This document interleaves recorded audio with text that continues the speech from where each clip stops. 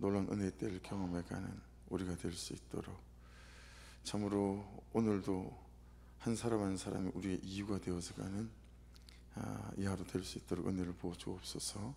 예수 그리스도 이름으로 기도드렸습니다. 아멘. 말씀 봅니다. 사도행전 16장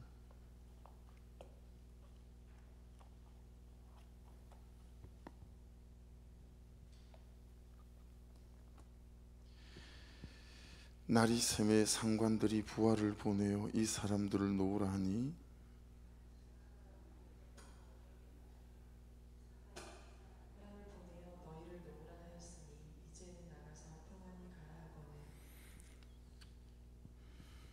바울이 이르되 로마 사람인 우리를 죄도 정하지 아니하고 공중 앞에서 때리고 옥에 가두었다가 이제는 가만히 내보내고자 하느냐? 아니라 그들이 친히 와서 우리를 데리고 나가야 하리라 한데, 부하들이 이 말을 상관들에게 보고하니 그들이 로마 사람이라 하는 말을 듣고 두려워하여 와서 권하여 데리고 나가 그 성에서 떠나기를 청하니, 두 사람이 옥에서 나와 불리하여 집에 들어가서 형제들을 만나 보고 위로하러 가니라. 그들이 암비볼리와 아볼로니아로 다니가 데살로니가에 이르니 거기 유대인의 회당이 있는지라. 바울이 자기의 관례대로 그들에게로 들어가서 새 안식일에 성경을 가지고 강론하며 스스로 그리스도가 해를 받고 죽은 자 가운데서 다시 살아나야 할 것을 증언하고 이르되 내가 너희에게 전하는 이 예수가 곧 그리스도라 하니. 아멘.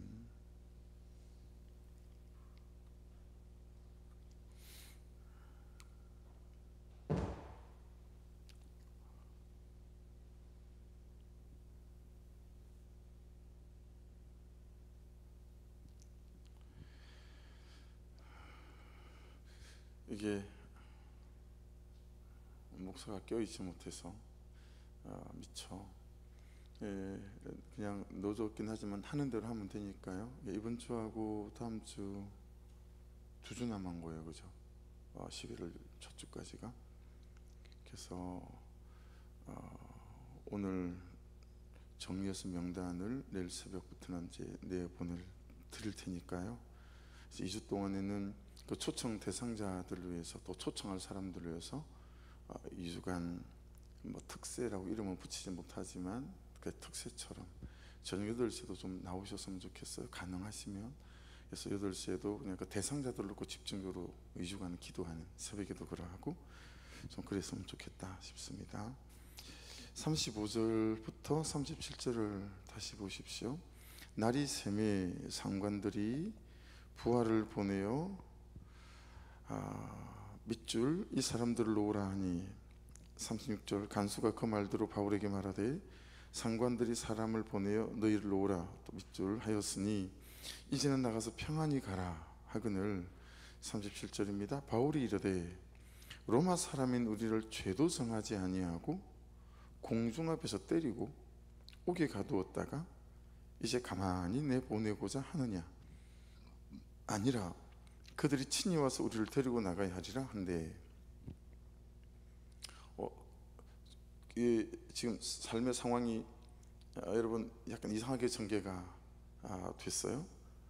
실컷 얻어맞고 감옥에 갇히고 그랬는데 바울이 갑자기 태세 전환이 됐어요, 그렇죠? 여러분 16장 22절에 보면 무리가 일제 일어나 막 고발했어요. 그랬더니 상관들이 옷을 찢어서 벗기라 그랬어요. 여러분 이게 옷을 벗기는 거하고 찢어 벗기는 거하고는 그 뉘앙스가 완전히 다르죠. 얼마나 난폭하게 바울과 실라를 다루었는지 몰라요. 발로 걷어차고 그리고 구석에 처박히는 그들에게 막 옷을 찢어 벗기고 이런 느낌이잖아요. 그 다음에 매로 쳤어요. 그 다음에 23절에 보면 많이 친 후에 그랬어요. 이 많이 친 후에라고 하는 것은 원어를 찾아보게 되면 거의 실신해서 죽을 만큼 쳤다라는 거예요. 숨이 꼴딱꼴딱 넘어갈 정도까지. 그런 다음에 옥에 가두고 간수에게 명하여 든든히 지키라 그랬더니 24절에 이 간수들이 명령을 받아서 여러분 깊은 감옥에다 가뒀어요. 그 말은 여러 감옥들이 있다는 거예요. 감옥 중에도 어떤 차별이 있는 거죠. 그런데 가장 힘든 감옥에다 가뒀다라고 하는 거죠. 그런 다음에 그 발을 착고에 든든히 채웠어요. 그러니까 여러분, 이 하나도 당하지 않아도 될 사람이었다라는 거예요. 이해가 충분히 되시죠, 그죠? 그러니까 힘이 없어서 당한 게 아니에요. 안 똑똑해서 당한 것도 아니에요. 할 말이 없어서 당한 것도 아니에요. 그렇죠? 안 맞을 수도 있었고요. 지하목에 안 들어갈 수도 있었고요. 한 대 툭 때리고, 아니 때리기도 전에 옷을 찢으려고 할 때 잠깐만 이라고 할 수 있었다라는 거예요. 그렇죠? 이러면 안 되는데 내가 누군지 알아? 이럴 수 있다라는 거예요. 예. 충분한 권리 주장을 할 수 있었음에도 뭐 한 거예요? 바울이 권리를 포기한 거예요. 이제 상당히 오늘 말씀이 우리에게 참 무거운 주제일 수 있어요. 왜냐하면 우리가 이런 삶을 살아가기 참 어렵거든요. 주님이 바울이 사울이었을 적에 바울 자신을 주님의 이유로 삼아 주셔서 다메섹으로 가는 그 광야에서 찾아오셨어요. 그죠? 십자가에서 죽으시고 다메섹 광야까지 찾아오셔서 주님을 박해하러 다니고 있는 자신을 찾아내셨듯이 어떻게 된 거죠? 이제 주님의 이유가 바울 사도의 이유가 됐죠. 그 말은 주님의 삶이 바울 사도의 삶이 되어졌다라고 하는 거죠. 항상 이런 말씀을 나눌 때마다 말씀드리는 거지만 천국과 천당, 영원한 생명이 존재되지 않으면 도무지 이해되지 않고 해석할 수 없는 그분들의 삶일 수 있으나, 그렇죠? 우리의 결론과 결산은 하나님 앞에서 도대체 어떤 결론과 어떤 결산을 참 하나님께서 허락해 주실지 그죠? 참 놀라울 거예요. 그죠? 그러니까 그게 전제되지 않으면 항상 우리는 좀 어렵죠. 이제 주님의 이유가 완전히 바울 사도의 이유가 됐다라는 걸 알 수 있어요. 그래서 그런 의미에서 여러분, 십자가는 권리 포기이죠. 십자가를 진다, 매달린다, 죽는다라고 하는 권리 포기예요. 그러니까 주님은 십자가에서 생각해 보세요. 하나님인 당신의 권리를 포기하셨어요. 성부 하나님, 성자 하나님, 성령 하나님이니까 예수님은 하나님이신데 하나님인 당신의 권리를 포기하셨죠. 또 다르게는 하나님의 독생자라고 하는 외아들이라고 하는 권리도 포기하셨죠. 인간의 몸을 입고 오는 그분의 권리를 포기하셨죠. 그렇죠? 죄 없다라는 권리를 포기하셨어요. 그렇죠? 그래, 죄 있는 분처럼 돌아가신 거잖아요. 나의 죄를 가지시고 죄 없으니 죽을 이유가 없어요. 그런데 그 권리들도 포기하신 거죠. 많은 걸 생각하게 만들죠. 그러니까 예수님에게 바울이 이유였기 때문이고, 이제 바울은 주님이 이유로 삼던 사람들이 자신의 이유가 되어졌어요. 내가 누군가를 나의 이유로 삼는다라는 말은 권리 포기를 하는 겁니다. 여러분, 권리 포기의 핵심이 뭘까요? 왜 권리 포기가 안 될까요? 억울해서 그래요. 억울함입니다. 억울하면 절대 권리 포기가 안 됩니다. 억울해서 권리 포기를 할 수가 없어요. 너무 억울한데요. 그렇죠? 그러니까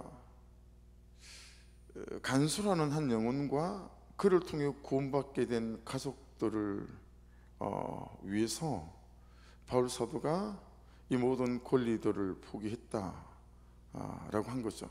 바울이 권리 포기한 건 뭐예요? 로마 시민권이에요. 여러분, 로마 시민권은 키위타스라고 불렀어요. 키위타스. 나 키위타스 이러면 그냥 그 시대는 끝장이었어요. 이 키위타스는요 아무나 가질 수 있는 게 아니었어요. 아버지가 로마 시민이었냐예요. 그리고 25년 동안 군대에서 사선을 넘는 그 전쟁터를 25년 동안 누벼야 시민권을 마지막에 얻을 수 있었어요. 후방부대에서 뭐 그냥 군수물자 하나 보급하고 이기는 군인은 안 돼요. 전쟁터에서 화살이 빗발치고 칼과 창이 난무하는 그 전쟁터에서 목숨을 담보로 25년 뒤에 살아있어야 받는 게 로마 시민권이었어요. 그러니까 로마 시민권은 아무한테나 주는 게 아니에요. 지금 이 시대에도 미국 시민권을 받으려고 한국 사람, 중국 사람, 대학생들이 군인이 많이 되거든요. 예. 근데 거기는 25년간 뭐 이러지 않아요. 예. 교사나 변호사나 의사나 전문 직종이 되면 로마 시민권을 받았는데요, 그걸 종사하는 기간 동안만 로마 시민권을 받을 수 있었어요. 그래서 만일에 변호사를 하다가 그만두잖아요, 그날부터 로마 시민권이 박탈되어져요. 그래서 내가 의사여서 로마 시민권을 잠시 갖고 있다고 해도 내 자식에게는 이게 세습되지 않아요. 자식은 자식대로 또 로마 시민권을 따로 받아야 합니다. 요즘으로 치면 적어도 한 30억 이상을 로마항세에 갖다 바쳐야 받는 게 로마 시민권이었어요. 로마 시민권이라고 하는 게 투표의 권리가 있어요. 그리고 또 시민의 권리가 있고 명예의 권리가 있고, 그리고 만민 권리라고 그래서요, 이건 이제 어떤 직업이든 그가 도전할 수 있는 뭐 그런 것들이에요. 그리고 결혼의 권리, 이주의 권리. 이주도 여러분 사는 지역들이 어느 정도 나눠져 있었어요. 그다음에 재판을 받을 권리, 자기가 변호사를 사서 또는 처음 재판이 지면 요즘처럼 두 번째 재판을 청구할 수 있는 항소심이죠. 뭐 그런 것들도 이게 포함되어져요. 이런 10대 개가 넘는 권리들이 있어요, 로마 시민권 안에는. 그런 걸 바울 사도가 다 포기한 거죠. 이 권리 포기 첫 번째 핵심이 억울함, 억울해서 우리는 권리 포기가 안 돼요. 두 번째는 핵심은 나의 옳음입니다. 내가 옳다고 생각하기 때문에 도무지 억울해서 권리 포기가 안 되는 거예요. 그러니 보세요, 그가 져야 할 십자가는 나 말고, 남편이 져야 할 십자가, 아내가 져야 할 십자가는 종류대로 만들어 놓고 딱 살고 있어요. 그래서 그때마다 그 십자가에다가 상대방을 매다놓은 거죠. 나의 옳음 때문에요. 근데 내가 져야 할 십자가는 없다고 생각하는 거예요. 그래서 여러분, 권리 포기의 세 번째 핵심은 뭐냐면 사그라들지 않는 따지고 싶은 마음이에요. 이 따지고 싶은 마음이 사그라들지 않아요. 왜요? 내가 옳으니까. 그리고 이기고 싶음, 나의 옳음을 증명하고 싶음.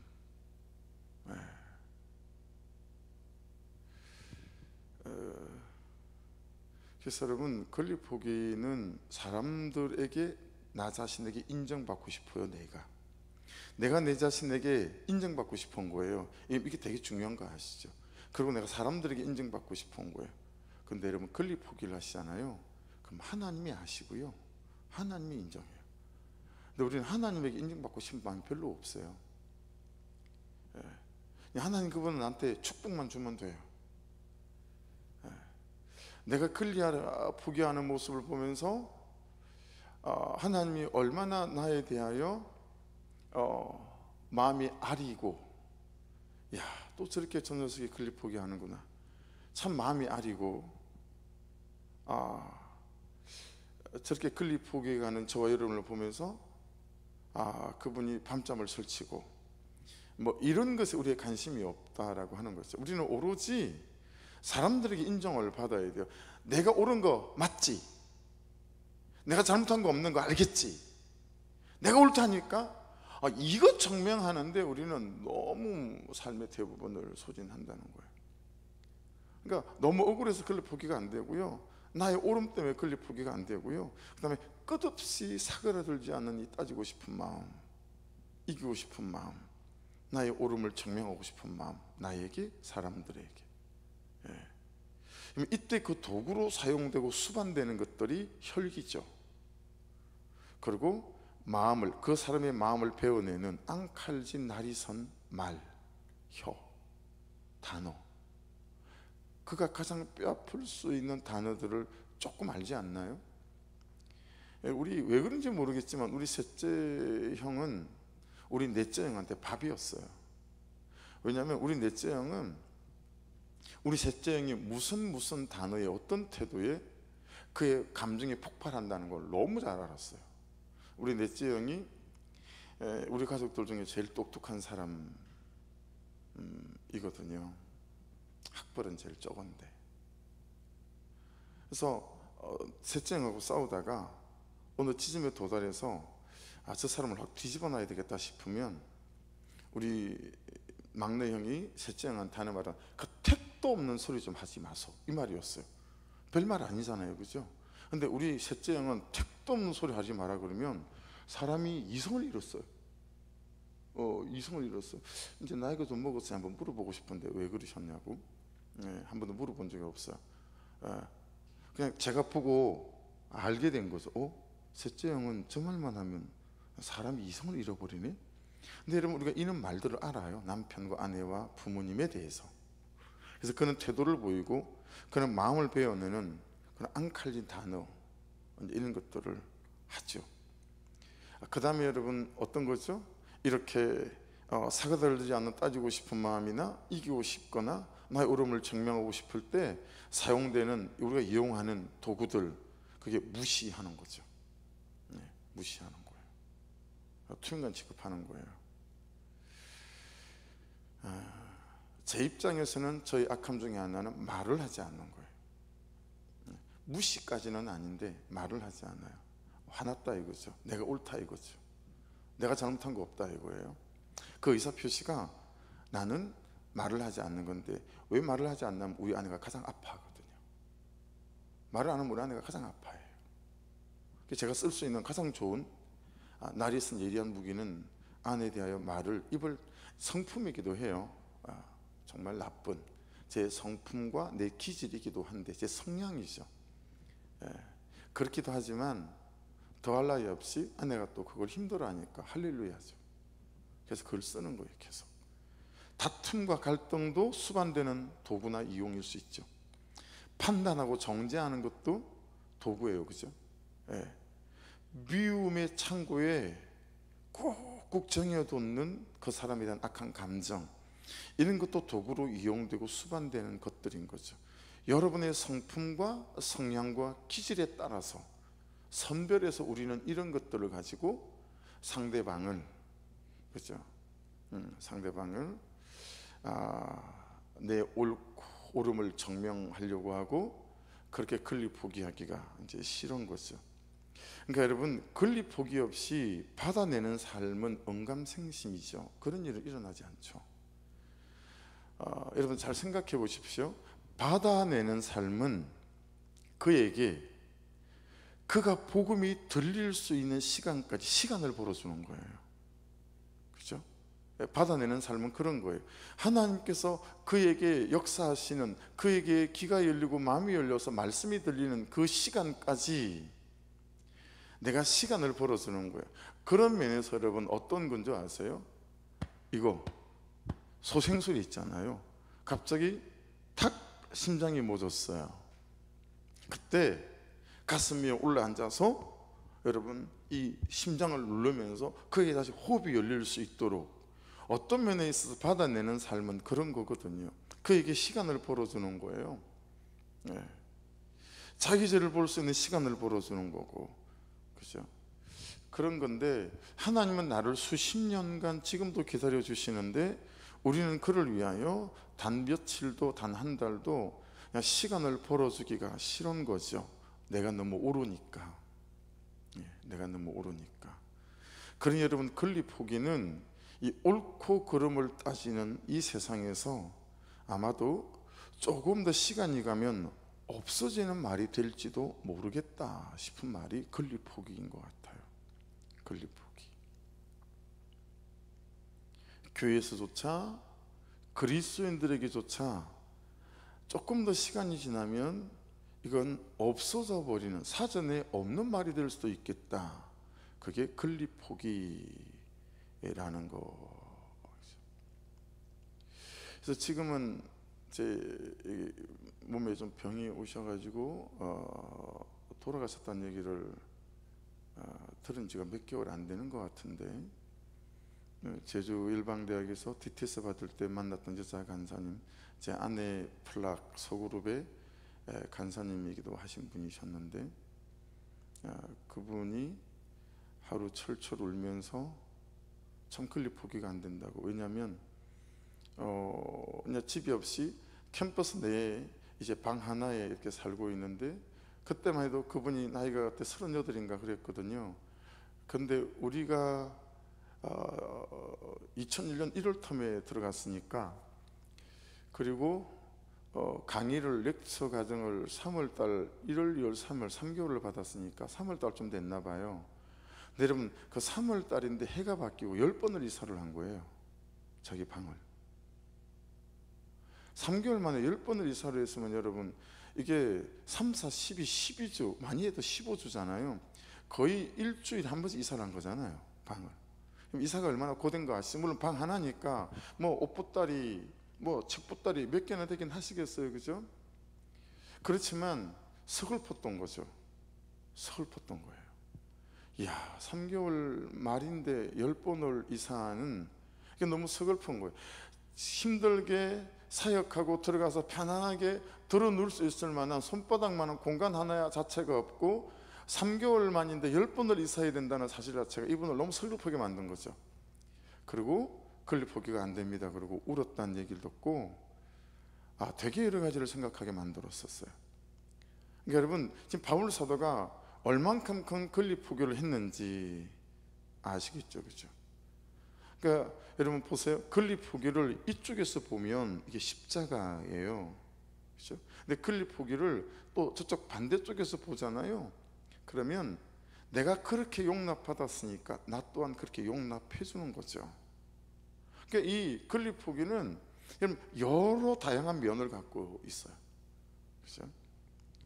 하지만 여러분, 잘한 말씀을 살펴볼게요. 이 건립 포기의 삶이 절대 지는 삶이 아니고 이기는 삶이고, 무엇을 가지고 살게 되고 무엇을 누리는지, 그 끝에서 어떤 열매가 기다리고 있는지 38절을 보십시오. 부하들이 이 말을 상관들에게 보고하니 그들이 로마 사람이라는 말을 듣고 두려워해요. 자 보세요. 제가 건립 포기를 했어요, 바울 사도가. 근데 이 자기를 옷 벗기고 때리라고 말하고 감옥에다 가두라고 했던 사람들이 두려워했다라고 하는 거죠. 여러분, 건립 포기를 하잖아요. 그러면 참 손해보는 삶일 것 같으나, 여러분, 이 건립 포기하는 삶이 사단에게 두려움을 주고요, 사람들이 두려워하고요, 그리고 내 현실이 두려워해요.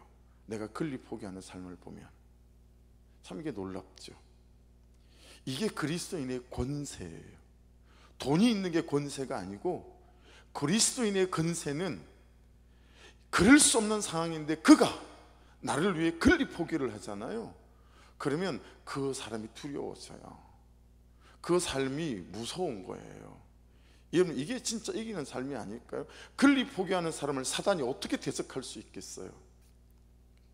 39절을 보십시오. 와서 권하여 데리고 나가 거승에서 떠나기를 청하니.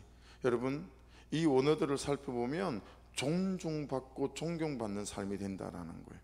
여러분, 건립 포기하잖아요. 그러면 나중에 존중받습니다. 존경받습니다.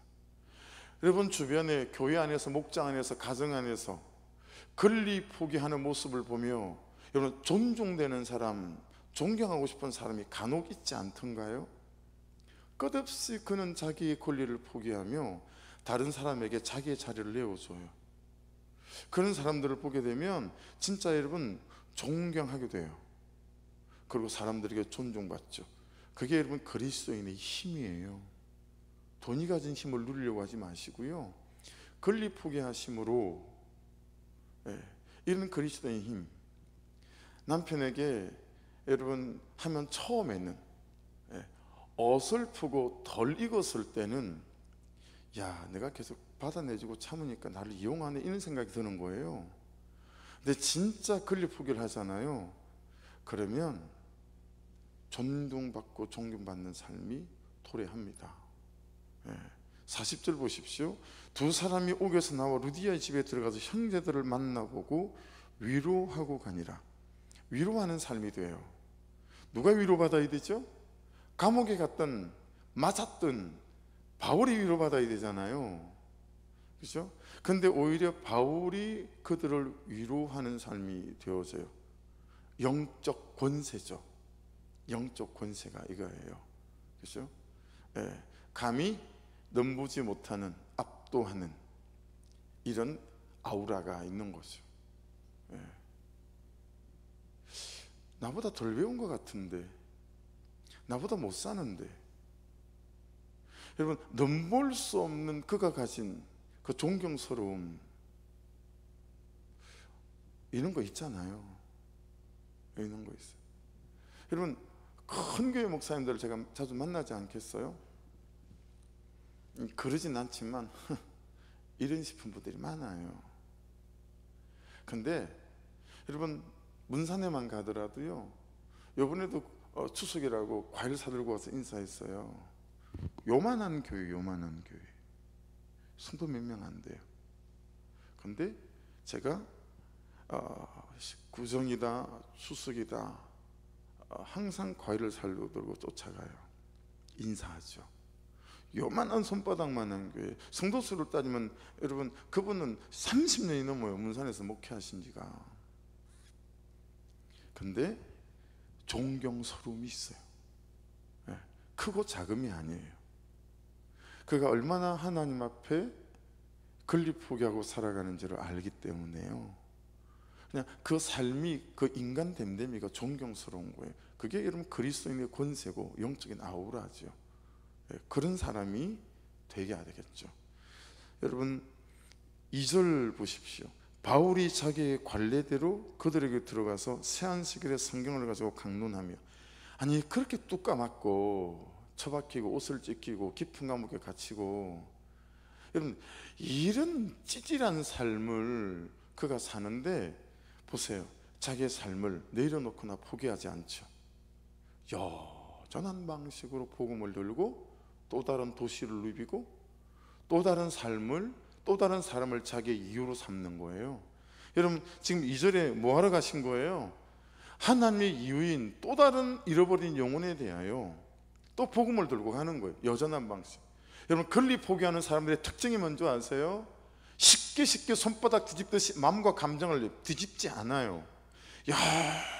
여전한 방식으로 살아요.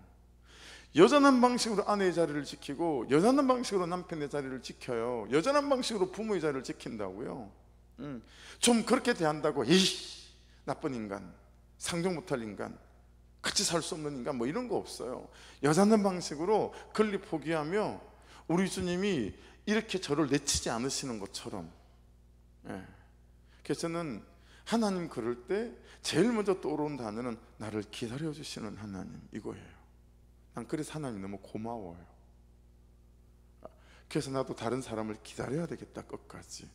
근데 그게 참 잘 안 되죠. 기다리려면 권리 포기를 해야 되는데 그게 잘 안 돼서 죄송하죠. 여전한 방식으로 여러분 자기 삶에서 이 삶을 또 다른 삶을 자기의 삶의 이유로 삼는다라고 하는 거. 자, 그리고 오늘 말씀의 마지막 구절이기도 하고 클라이막스죠. 3절 보십시오. 뜻을 풀어 그리스도가 해를 받고 죽은 자 가운데서 다시 살아나야 할 것을 정언하고 이르되 내가 너에게 전하는 이 예수가 곧 그리스도라 하니.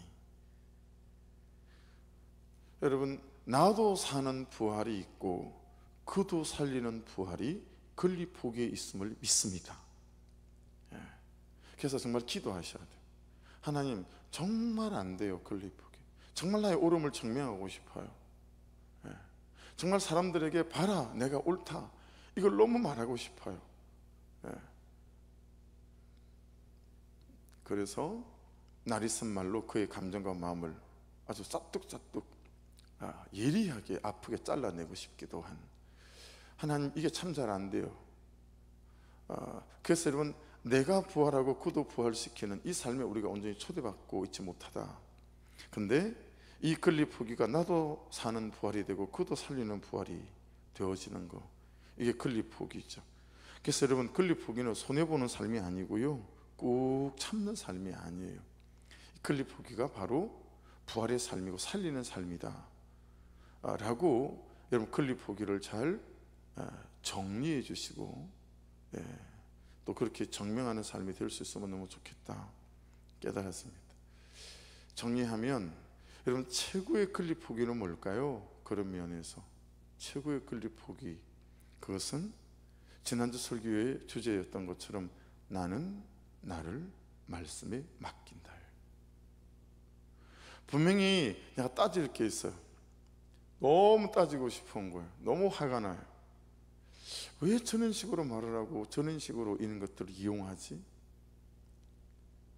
그냥 그 공간에 같이 있고 싶은 생각이 전혀 없어요. 그냥 말하기 싫어요. 그냥 막 그런 거죠. 근데 말씀이 글리포기를 말씀하는 거예요. 말씀이 용서를 말씀하시는 거예요. 말씀이 받아내는 삶을 말씀하시는 거죠. 그래서 나는 나를 말씀에 맡긴다.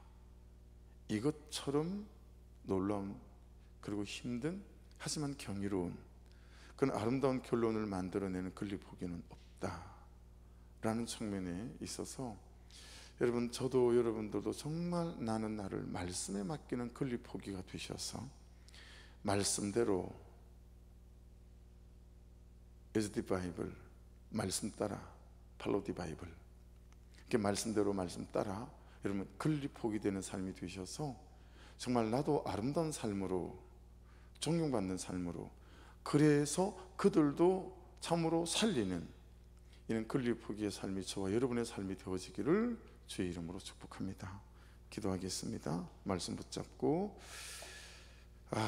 하나님 참 잘 안 됩니다. 주제가 안 되고 어렵지만, 또 이 새벽에 바울 사도를 통하여 글리포기를 말씀하시고, 그것이 하나님의 이유인 그 사람을 나의 이유로 삼아가는 또 놀라운 방법이라고 말씀하시니, 그래서 이 그리스도인의 권세를 가지고, 그리스도인의 힘을 가지고 살아가는 인생이 될 수 있도록 도와주십시오. 기도하시고 적용해 보십시오. 내가 글리포기에 될 것은 무엇인지, 내가 글리포기에 될 사람은 누구인지 기도 가운데 물으시고, 참 하나님 안 되지만 오늘 그것에 대하여 글리포기하게 도와주시고, 그 사람에 대하여 또한 글리포기 되어지는 은혜를 부어 주옵소서.